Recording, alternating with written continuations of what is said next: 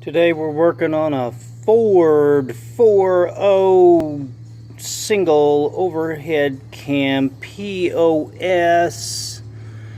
We're not worried too much about the guide on the back. There's not a whole lot of chatter. As long as this guy right here is intact, on the back that is, this guy over here can fall off and roll down into the engine. It's not going to hurt anything. It'll just stay down in there for the rest of the life. This guy right here is the important one because your cam phaser pushes against him to get your variable valve timing nonsense going. What happened to this one is the guide right here fell off. The cam phaser was cross-threaded, so we're going to put another head on it. Somebody got in there and tried to put the cam phaser in without taking the intake manifold off. So, all that aside, top dead center, that surface flush, much like a 2.0 Mazda engine. We get this flush, we're at top dead center. The crankshaft has a pretty little C on it.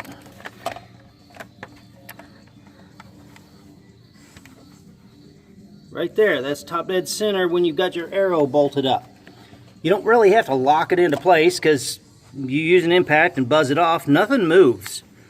We don't have to take all the nonsense off of this thing that everybody says you have to take off. There's a little bolt right back in there. You see the head of that bolt right there. You get a wrench through here, zip tie this thing up, pull this tight, get it zip tied into place, get a wrench down into here, 10 millimeter, bust that loose, and then get these little guys right here and get them down in there, and you can back that out. Once it comes out of the block, you can wiggle the carriage at an angle and the bolt will come out right through here.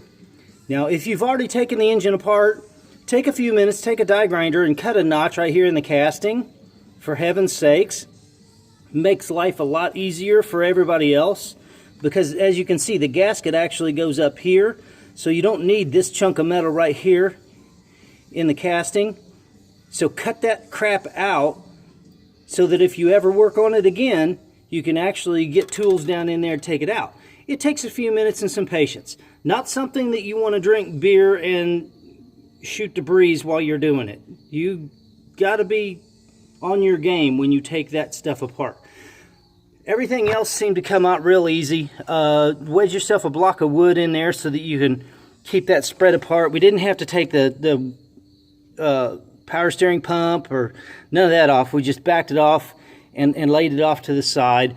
Alternator does have to come out.